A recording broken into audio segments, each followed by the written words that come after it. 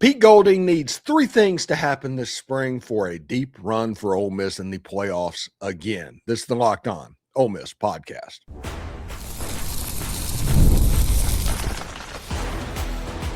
You are Locked On Ole Miss, your daily podcast on the Ole Miss Rebels. Part of the Locked On Podcast Network, your team every day.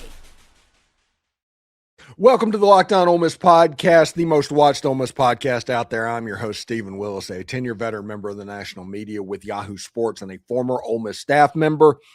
We're proud to be part of the Locked On Podcast Network, now the number one sports podcast network in America, and that's all because of fans like you taking in content like this every single day, and we cannot be more appreciative.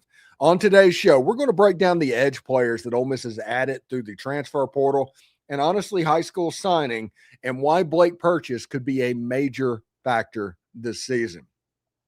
We also look at a couple of returning edge players and highlight the player that we expect to make a serious jump in year number two.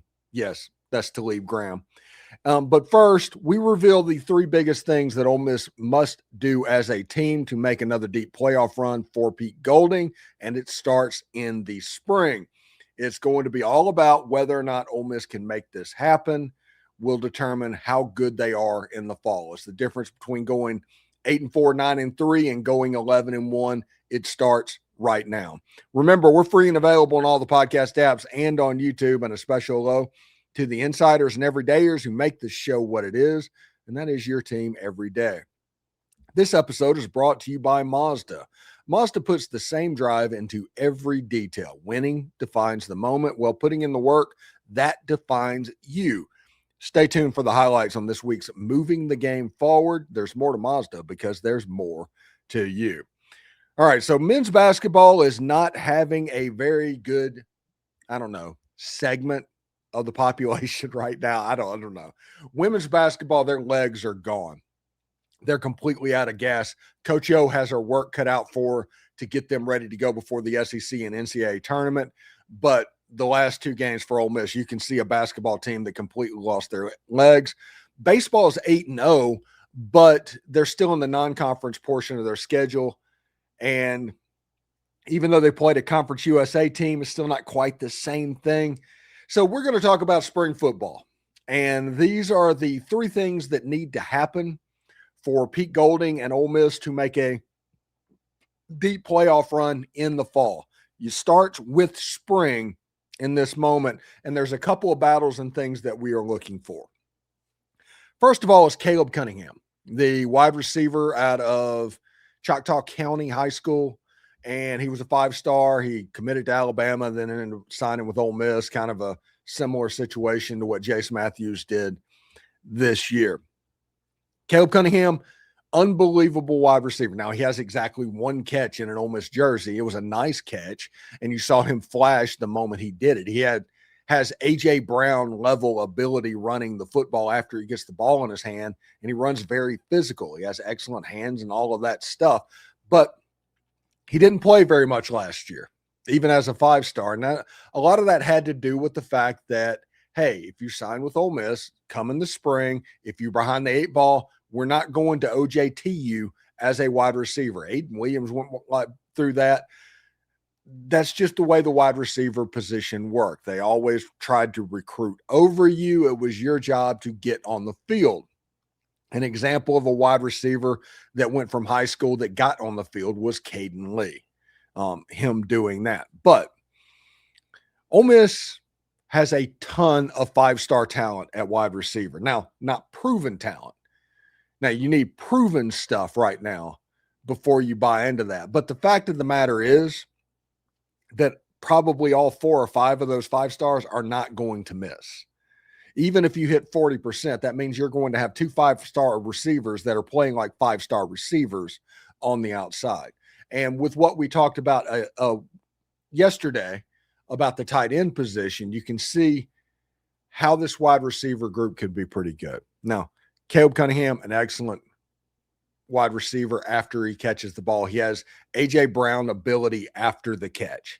Now, I need to see a sample size of him catching the ball. He looked like a natural catcher of the ball on the one catch that he made, but I do need to see it. In high school, he was absolutely unguardable.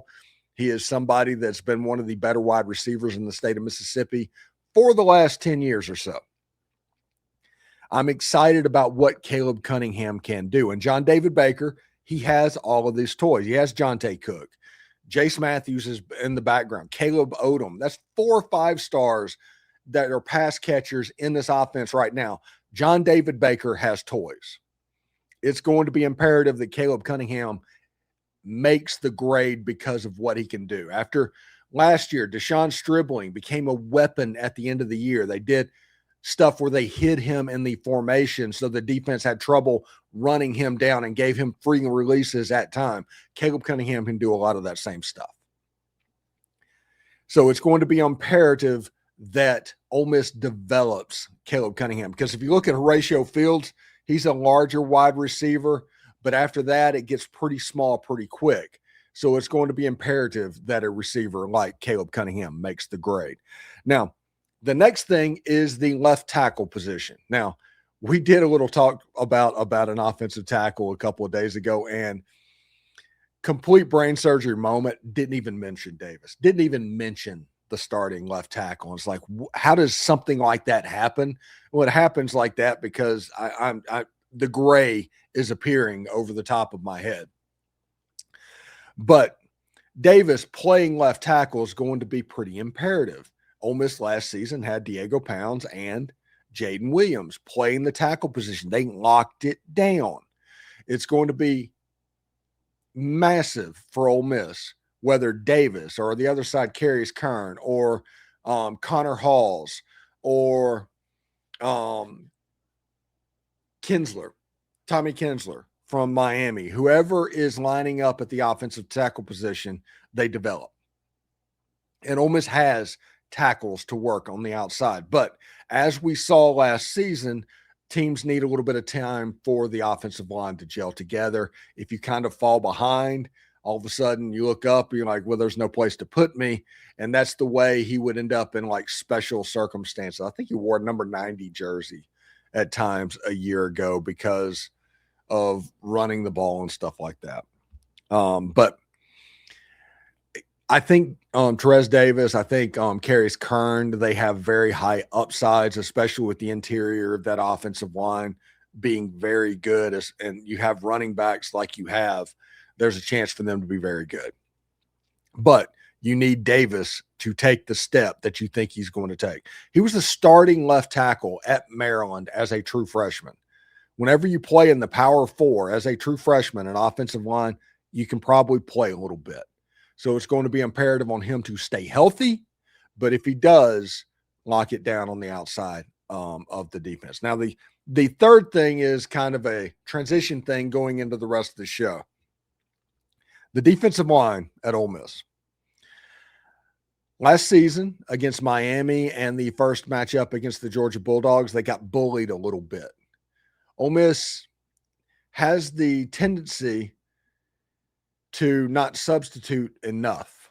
In the playoffs, they did, and Ole Miss completely shut down Georgia, even though they got, done in by the Miami Hurricanes running the football. The physicality kind of got them. But when you look at what can happen, it was likely because Ole Miss could not play man coverage a year ago. For whatever reason, they just couldn't do it. The defense, whenever the offense knew that you were in man coverage, it was a big play, almost every time. And because of that, you couldn't get exotic with blitzes. You couldn't do all the stuff that opened up defensive ends and all of that type of stuff. So the first thing Ole Miss had to do was repair the secondary, and Ole Miss thinks they did, especially with Jay Crawford. He's a Trey Amos level cornerback. He was the best cornerback at Auburn on a defense that was one of the best in the Southeastern Conference a year ago. So when you add him and you move Antonio Kite, who was your best defensive back, over to fighting for the number 2 spot, that's interesting. It's interesting to me. And then Ole Miss adding free safeties, and LaDarian Clardy actually got a little bit of playing time in the Sugar Bowl. All of this stuff is interesting to me because that allows you to do things that can make the defensive line what it was in 2024. when you had 3 different players with 10+ sacks. Now you have to replace somebody that had 9.5 in 15 games a year ago, and we'll talk about that after the break. But the man coverage in the back end of the defense is going to allow the front end of the defense to play on their toes, play fast, play on the front foot. Because whenever you're leaning back and you're worried about what's going to happen behind you, you cannot be nearly as aggressive, and you could be problematic and taken advantage of. Ole Miss looks like they work to solve the back end of the defense because they can hopefully make the front end of the defense the weapon that they think it is. And I do think they think this defense, this front line, is a weapon. So when we come back, Princewill Umanmielen is gone, and Ole Miss must replace that production. Can the Rebels fill the 9.5 sack void? All that's coming up next. This is Mazda's Moving the Game Forward. For those who know there's more to the score than what's on the screen, Dom Decker actually hit a home run, his first collegiate home run, in a sweep over the Missouri State Bears this weekend, and he just plays winning baseball. There's certain type players that when they play the game, they're going to influence the outcome of said game. Whether it's Cody McMahon playing for the women's team, whether it's Trinidad Chambliss playing for the football team, these remind us of what it actually takes to raise the bar. It's the work off the court or field that matters, dialing in every detail, giving it that extra fire, that grit, that I never quit. We put that same passion into every model. Highlights make the reel. What it took to get there makes it count. There's more to a Mazda because there's more to you. Check out a chance to, test drive a Mazda at a dealership near you. And have you ever wanted to experience the NBA Finals live and in person? FanDuel is giving you the chance to turn that dream into a reality with their NBA sweepstakes. Here's how it works. Use your profit boost on any NBA future, and you'll automatically be entered for a shot to win a trip to the NBA Finals for 2. That's right. Flights, tickets, the whole experience. If you're already looking at the board and thinking about which team can make a deep run, this is the perfect time to lock it in. I love futures this time of year. Whether it's picking a team to win the championship or grab the conference title, it adds an extra layer of an excitement to every game down the stretch. And now you can pick cash, or it could also send you to the finals. Visit FanDuel.com to get started. Use your profit boost on any NBA future to get entered for your chance to win a trip to the NBA Finals. Play your game with FanDuel, the official sports betting partner of the NBA. Hey, do us a favor, like, subscribe, and comment on this video. Subscribe to the podcast on whichever audio podcast you're listening to, and give it a 5-star review. It costs nothing, but it keeps all of this free. And thank you for making Locked On Ole Miss your first listen of the day. And thank you for making Locked On the #1 sports podcast in America. If you haven't already, go check out the Everydayer Club. Access to an ad-free audio feed for Locked On Ole Miss is compatible with Apple Podcasts, Spotify, and every other major podcast app that you could listen to. That is available. You'll get an invite to a members-only Locked On Everydayers Club Discord server and my own private Discord server, which includes a group chat also for listeners of this show. Listen, if you're on Discord, you'll see me there all the time, especially the Locked On Ole Miss Discord.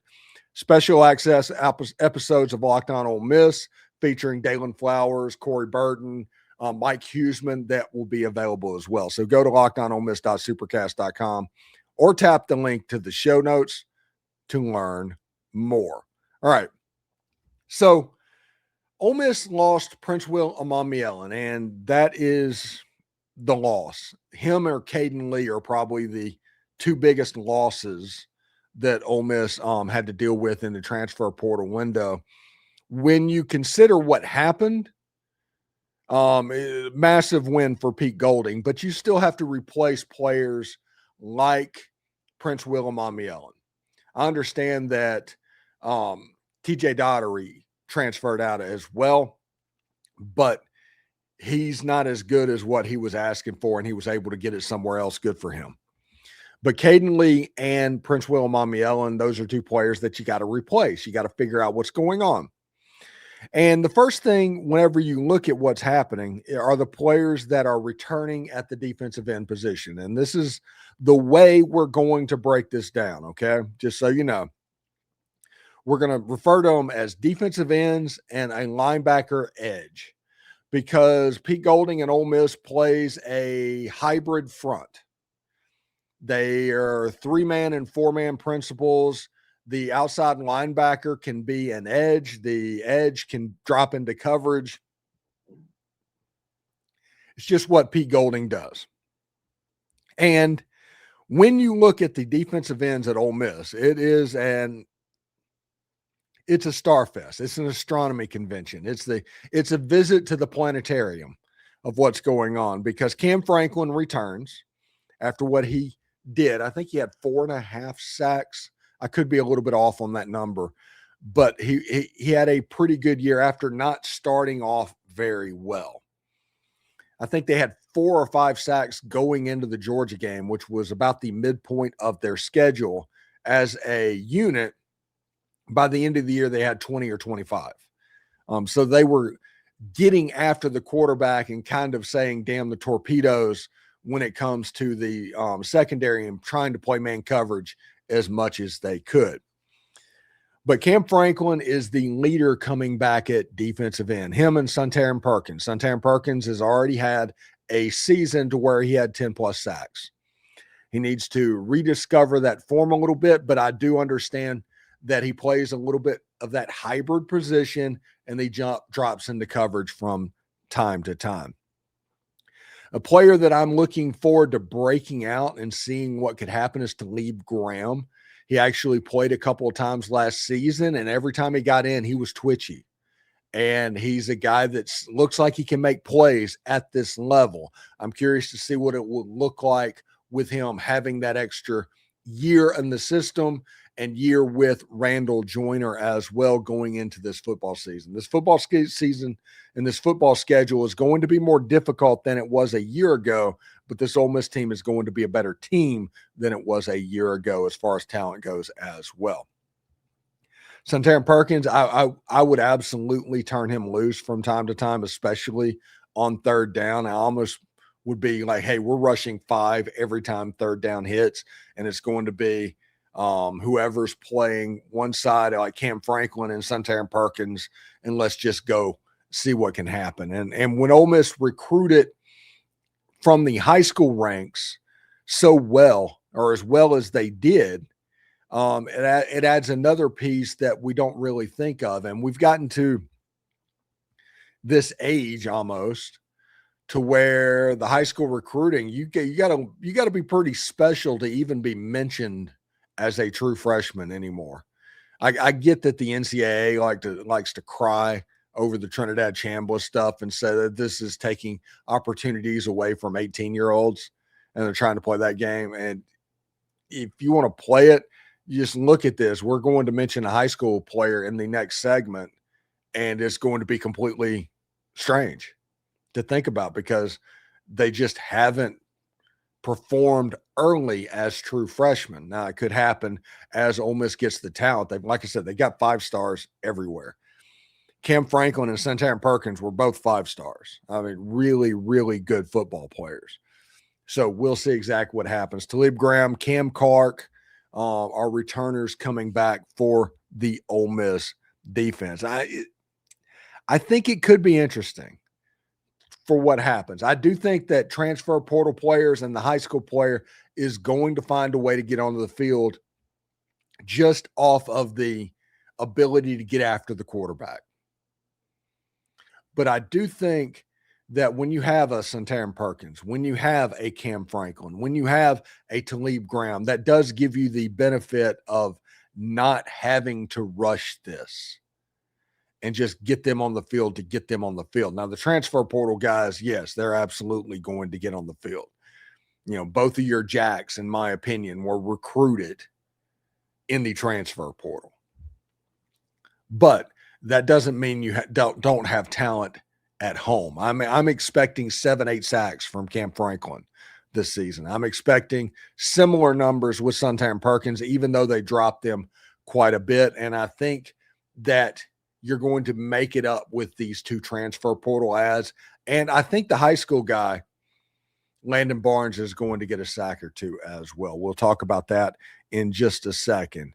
The Rebels made two major portal moves at edge rusher. Are they true difference makers? We will talk about that next.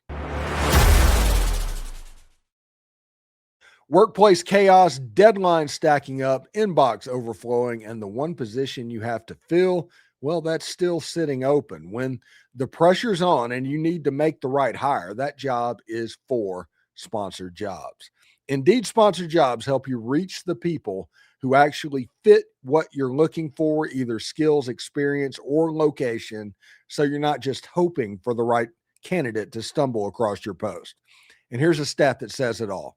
In the minute that I've been talking to you, companies like yours have made 27 hires on Indeed, according to Indeed data worldwide.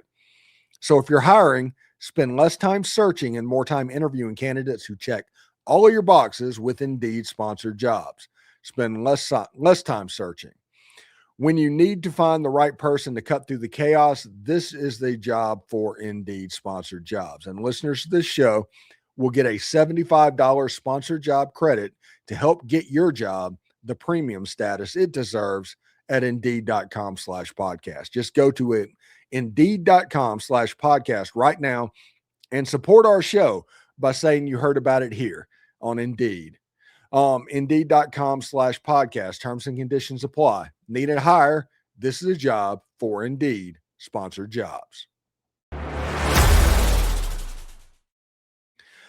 All right, so we talked about the players coming back to Ole Miss. Let's talk for just a second about the players that were brought into the program that were transfers coming in. And we're going to start with Blake Purchase because I think he is the guy that's going to have 10 or 11 sacks this season for Ole Miss. He's the one-for-one replacement for Princewill Umanmielen. He can get you that 2/3 of a sack of a game. He is somebody that would be the starter at the University of Oregon if the two defensive ends that they have right now, if either one of them would have went pro, Blake Purchase would have been that guy to take over. They stayed in school. Whenever you play for Phil Knight, essentially at Oregon, they're willing to pony up, and they were able to keep people out of the draft. That is the weirdest thing in this NIL era that is just hard to wrap your head around. It's just players that could go to the NFL. They just don't. Why? Because they don't want to. Because they might be able to make more money in college.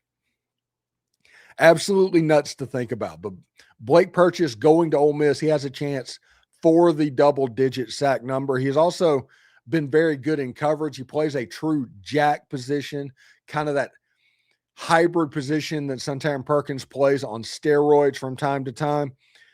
Excellent player for Oregon. And I know that Spencer McLaughlin, who does the Locked On Ducks podcast, as well as the Locked On College Football podcast, was very high on him. Another player that was brought in was Jordan Renaud out of Alabama, 6'3", 240 pounds, another jack type position, going to get after you. One of those two guys are going to be the starters on the field. I think it's going to be Purchase. Renaud has a chance as well because of his athleticism, and he's another player that I think was at least recruited in high school by Pete Golding, so the relationship is there. Now, the interesting player that I have my eyes on is Landon Barnes. He is a defensive end, I think, out of Duncanville, Texas, 240 pounds. He's very well developed. He got shout-outs during the state championship game, making plays, all of this. Him coming from that school, he is the next generation because that's where Colin Simmons went to school. The defensive lineman, the defensive end from Texas was there as well. But Barnes has a little bit of twitchiness to his game. He's really good at getting after the quarterback. He might have to develop a little bit of what's going on that might slow him down, so to speak, but he has what you want at the defensive end position. And I'm curious of what's going to happen, because if you can play traditionally, you play as true freshman under Pete Golding.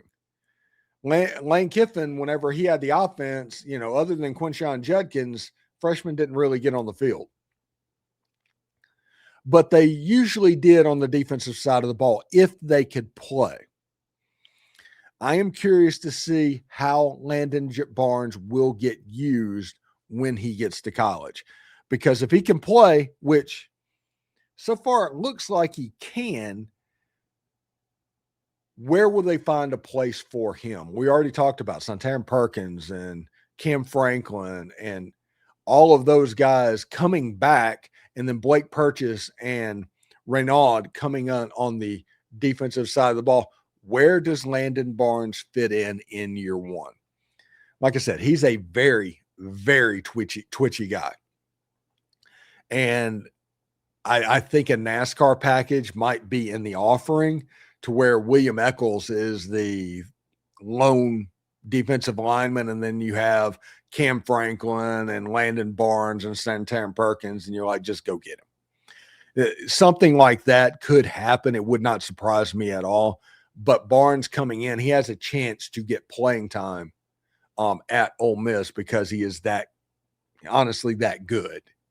So we'll see exactly how it looks for him as well. All right. Coming up a little bit later on, we got the game reaction tonight. That is Ole Miss versus Southeast Missouri before they do their 3-game set with the Astros. Still haven't found out what the charge situation is for that. If there's no charge or something like that, if we get it, we will do a reaction show this weekend. We're not going to pay $20 for the weekend for games against Coastal Carolina, Ohio State, and Baylor. So we'll see exactly how that goes. We will have the Locked On show on the Squad show on Tuesday, talking about baseball. Locked On show on Thursday, being as normal. We will have Chad Smith talking baseball Wednesday night. And then on Friday, of course, we will, if we can, we will have the reaction to the ball game as well. Michael Katz on Saturday, Tom Vanderford on Sunday, like always. So it should be a lot of fun. It should be a lot of fun. Anyway, thanks for tuning in today to the Locked On Ole Miss podcast. We're going to continue to talk about spring practice and the transfer portal and baseball and all of that all week. So make sure you subscribe and follow the show so you get all the latest episodes. We're on all the social channels as well, so check that out. If you never miss an episode, the Everydayer Club is built for you. Get Locked On Ole Miss ad-free, plus members-only Discord access, plus more. Head to lockedonolemiss.supercast.com to join the club. For those of you on video, we're going to send you on over to the first ever 24/7 National Locked On Podcast Network YouTube channel. On audio, make sure you check out your second listen on Locked On College Football or Locked On SEC. Should be pretty interesting to see, but spring practice getting closer. It is getting closer. Take care. Hotty toddy, guys.